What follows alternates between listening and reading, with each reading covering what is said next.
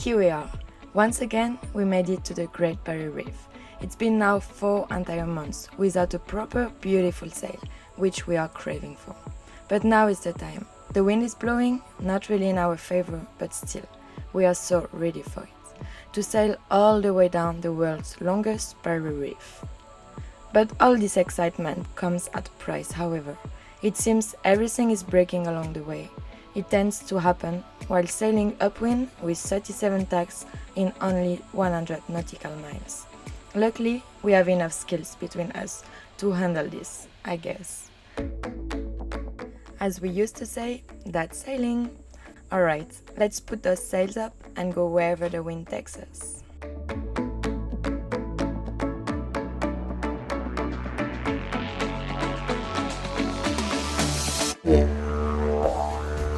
This is the story of a sailboat named Sylvia and the ragtag crew that call her home.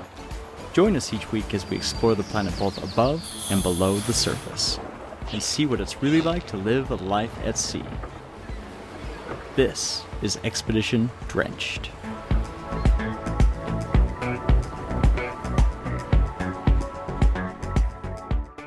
I'm sliding. We were just sailing and all of a sudden there's loud banging noise and the jib sheet the line just totally snapped.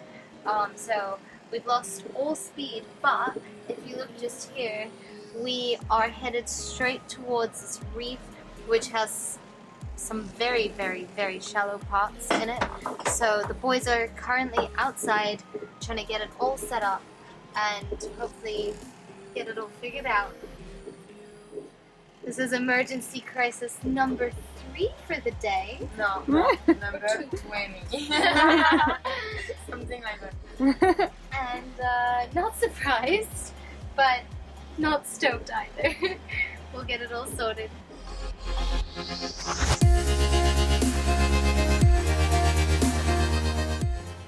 We've been having problems this whole sail. It's just things breaking.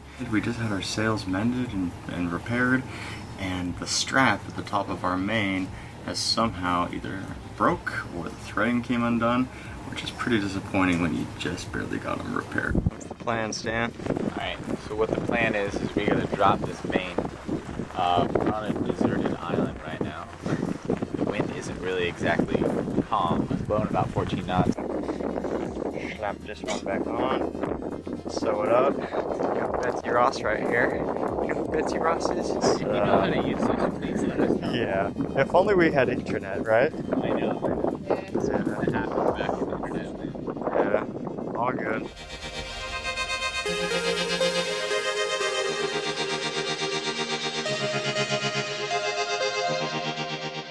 Didn't have much thread, so Matt used all the thread we could find and done some stitching on it. We hope that that holds enough to at least get 2 cans. So now we're gonna pull the sail out quick on anchor. Hightower's gonna run up, shackle it back up. We're gonna lift with the halyard as well, and then hopefully she holds.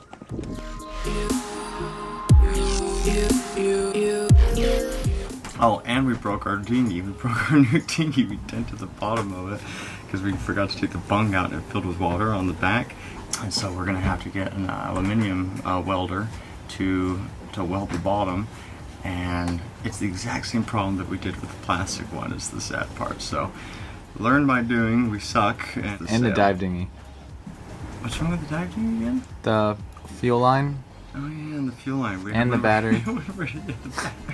A lot has been going wrong, but yeah, you have to sit there and hand pump the fuel in the dive dinghy. And yeah, the battery's also like 10 volts, so it's pretty much flat as well. So, and our autopilot's broken. What do you do, man? What do you do? So, rolling with the punches.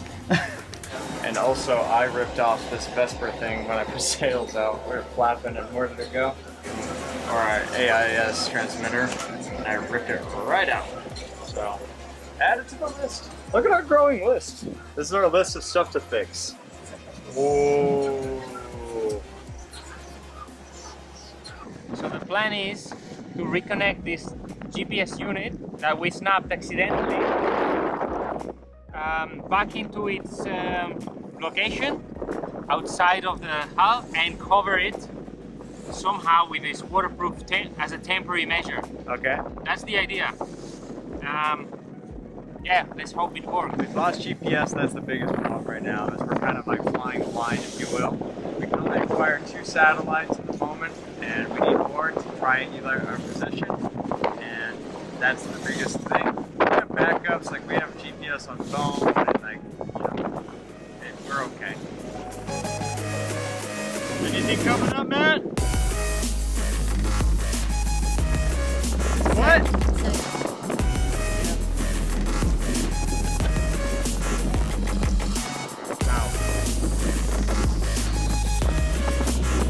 Said it, yeah.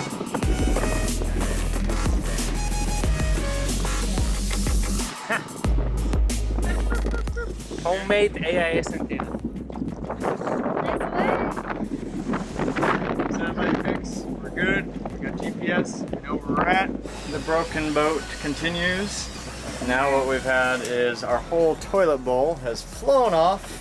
And our shark, we haven't even shown our shark. Show us our shark. Oh yeah, that's break. This is also broke We separately. already forget about that. That's- one day ago. That's all. It's like in the past. Yeah, Megan's got the drill, so things are getting serious. All right, good luck. But yeah, the tank was filled with 40 liters, and we went on a hard lean, and the whole thing went all over here. So, all right, have fun with that.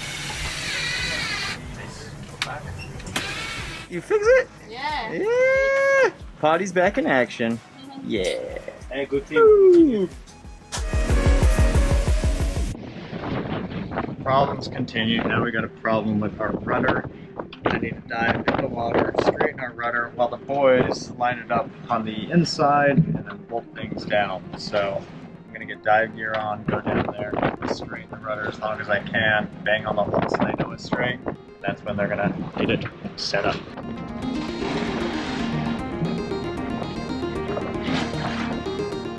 Engine is off, engine is in neutral.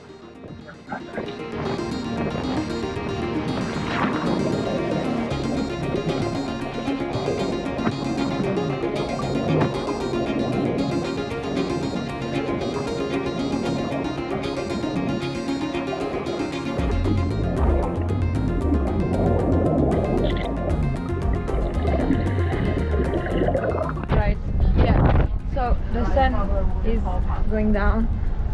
We are about 30 minutes to go into a reef. Pretty hectic here, but everything is under control. Nate is going back to water right now.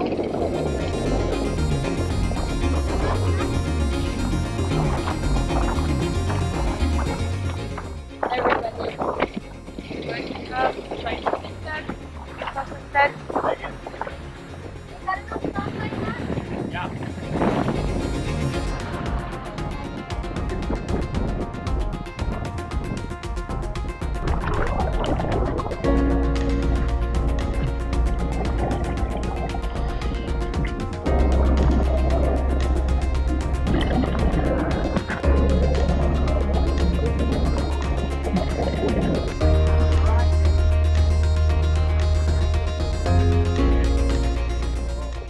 Okay, now I have to do that.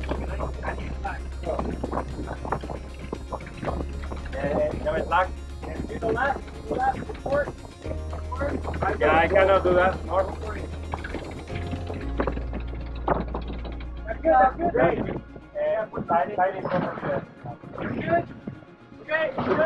Okay. Step 2. Now we know the rudder's dead straight physically.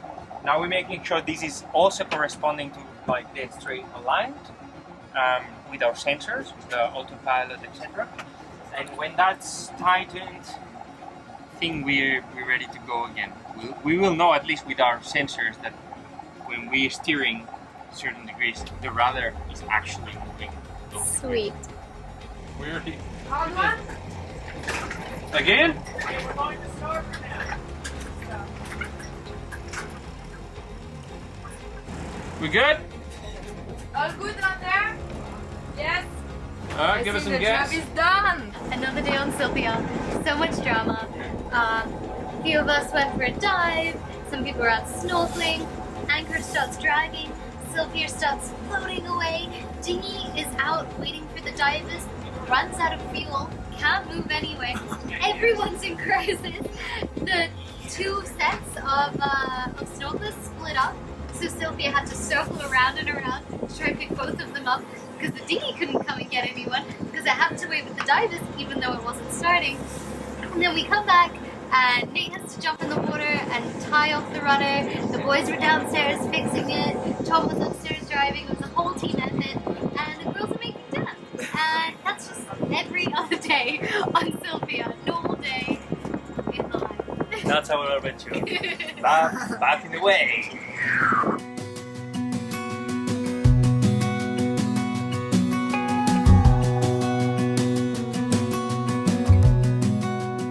So Nate, Yeah.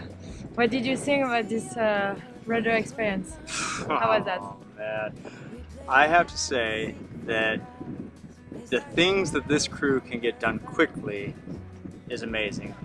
You've always heard the saying that many hands make light work of hard jobs, kind of thing, that saying. We've got a crew that I don't think I actually talk about their experience prior and like their skill set often enough. At the moment, we've got 4 engineers on the boat, actually. We've got an electrical engineer, a chemical engineer, an environmental engineer, and a mechanical engineer. Cool. And I think that's pretty cool. Yeah. And I'm not any of those things. I just tell the engineers to fix stuff now. As a team, we do really good, and I have to say, for all like the couple sailors out there that I know, like Delos and Vagabonds and the Winds, they're just like 2 people, sometimes with a baby, which is just like in the way. Like I have to say, like for them to be able to do this, sail without any sleep, to fix all the problems the sailing will inevitably throw at you is incredible to me. Like this sail especially, like so many things went wrong, and there is no way that we could have done any of that like with just 1 or 2 of us. Yeah, Like, no way. Yeah, oh, you go down there and fix No the rudder way. and jump in the water, like there's no way. So even though this was an incredibly challenging sail, I'm really proud of our crew and the way that everybody kept calm and just fixed one thing after another, didn't get down about it. It's just, I think you look down at these moments, and these are the moments that really like define you as a person and you as a crew. Everybody can do this when things are going right. It's when things go wrong that really like give people a moment to shine. Sure. So in any case, Sure. hopefully our next sail goes better. Hopefully.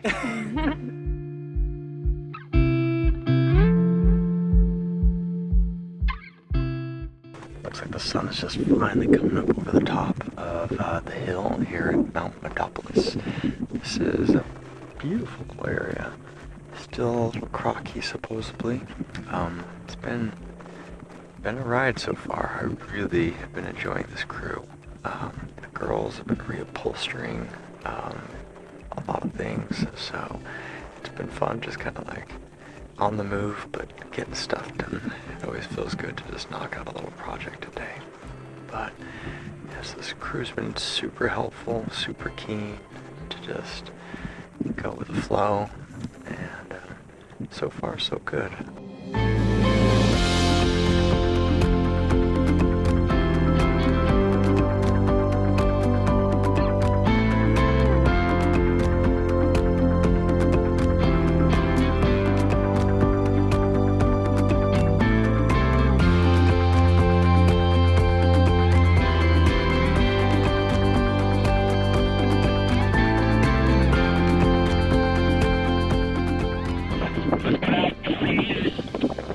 Right, 40 meters. Copy that.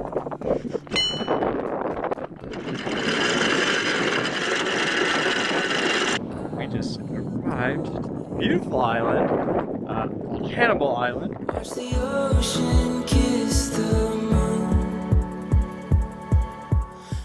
Almost a full moon. Sunset's coming.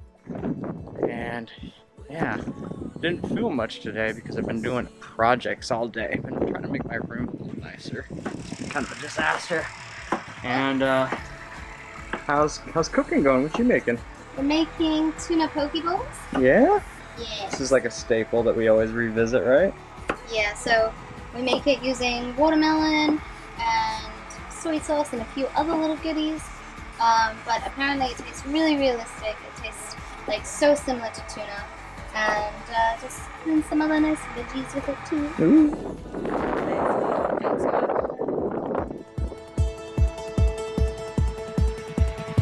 Searching through the stars for magic from afar. Looking so This place is still like the magic's underneath.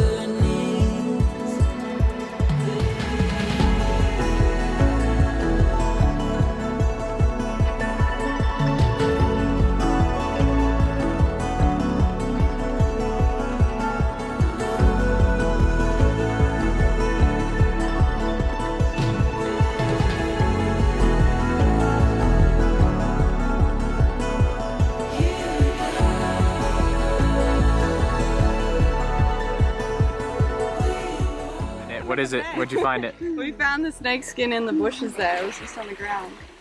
I don't know what kind of snake it is, but it's a good 1.5 meters. It's a trouser thing. What you think, Shin? Normally you said you put it in the oven, right? Yeah, that's what You good? Snake, Yeah. Oh, yeah, but this is just the poke bowl version. Ooh, let cookie brought up. It's supposed to be on fire.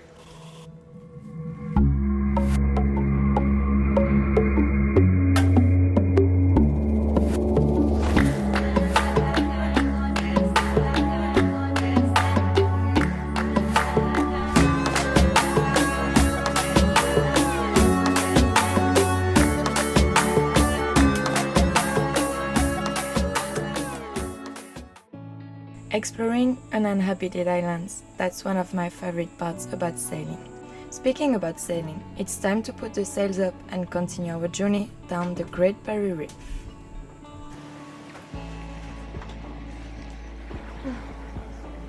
Hello! Hello! Swimming day. That sounds like really fun. Not bad, eh? That's just normal sailing day. Normal day in the office. Down the only road we know. Come talk with me. Stay and watch the day grow.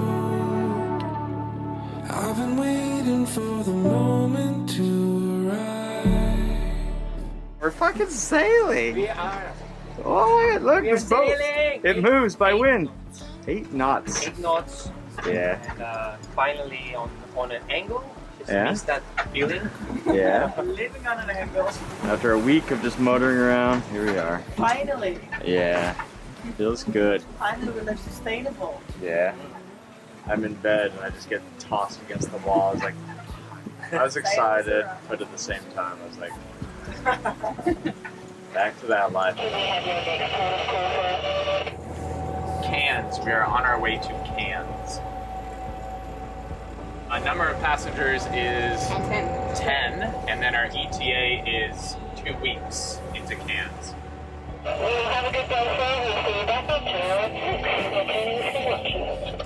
Thank you very much. Have a good day. SV Sylvia back to 16. We gotta put the name on the back of the boat. They think we're named Expedition Drenched, which is cool. How's it feel, mate? That is Well, that's my first time sailing. Yeah? Yeah, and I really, really enjoy it actually. You got a good stance. Really nice. This is a good sailor stance. I like leaning on the Yeah, chair. look, even drinking coffee. Yeah. Pretty good, good life. There you go. Like a Viking princess. Looks like you know what you're doing. I trust you. Waiting for the moment to arrive. We were waiting for the moment to arrive. And I wouldn't miss it for the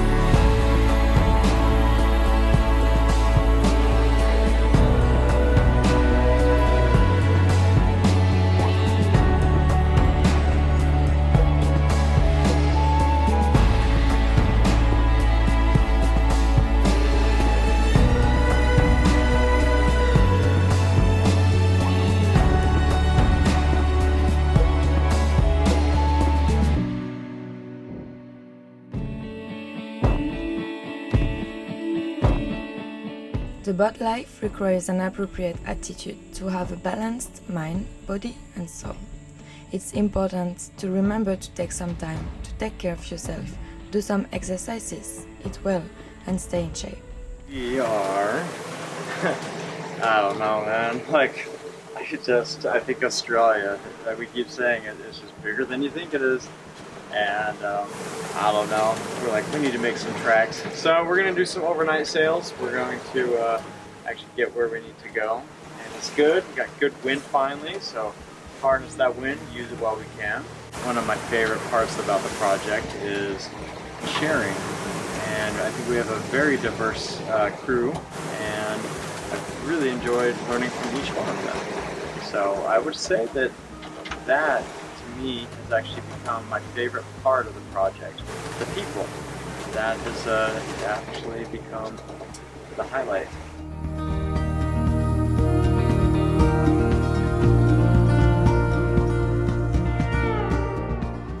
We are actually sailing the Great Barrier Reef.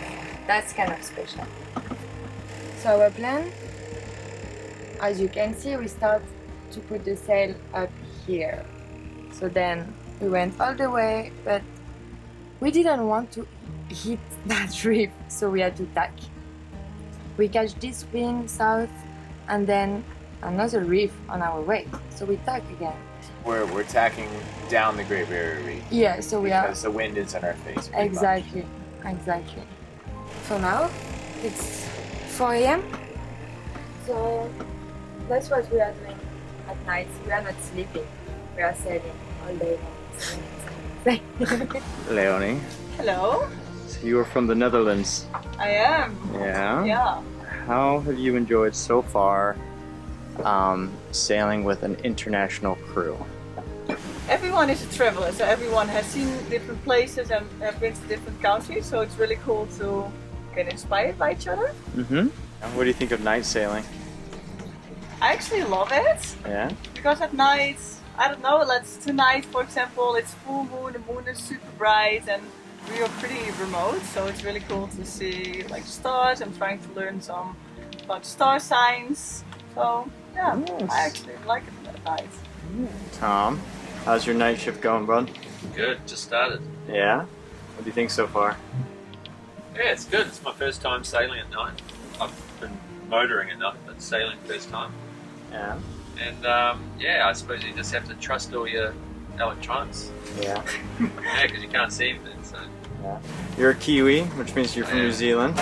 yeah, Anything you feel like you're sharing a lot with the rest of the crew about your Kiwiism? Everybody maybe already. music. Yeah. Maybe. That's a good one. Yeah. Factories Drop. A lot of people don't know they're from New Zealand. Yeah, that's my favorite band. Factories Yeah. Drop, Black Seeds, Bora. I didn't. Yeah. All good music. All good music. I'll let you get back to focusing. No worries. So living with 9 other people is like really interesting, honestly. I don't know, just even jokes wise, you know, like we don't have the same kind of joke. Like Yeah. American, French and Chinese, you know. Jokes it's are three hard. different kind of jokes. Like that's really cool. And we are all here for kind of the same reason. Like we all arrive on this boat for a purpose and yeah. So we share all the same things and I guess that's all what I want to say.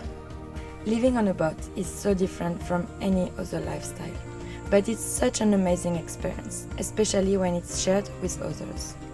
After a crazy challenging sail, we still miss something to be totally fulfilled.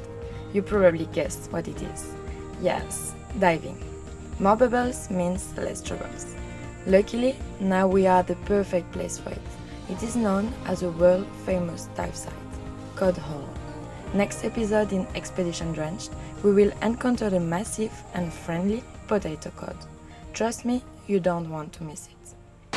An elusive New Zealander Tom will prepare a cocoon to rest his slumber during the day.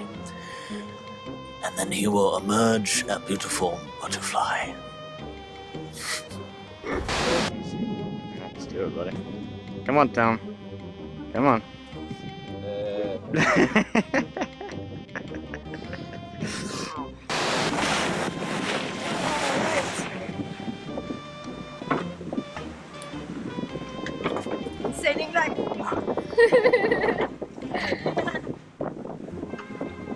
Here we go. Yeah, full bucket. All right, let's go to Puna. Yay. Amy, wow, what a haircut. We like that.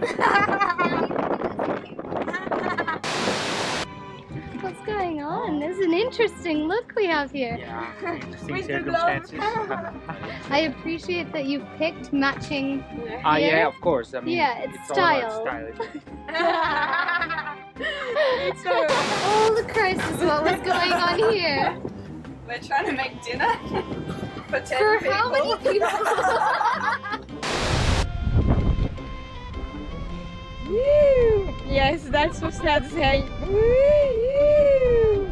To sail all the way down the okay. Sail. To sail all the way down the world's longest barrier reef. Again, to sail all the way down. To sail all the way down the world's longest barrier reef.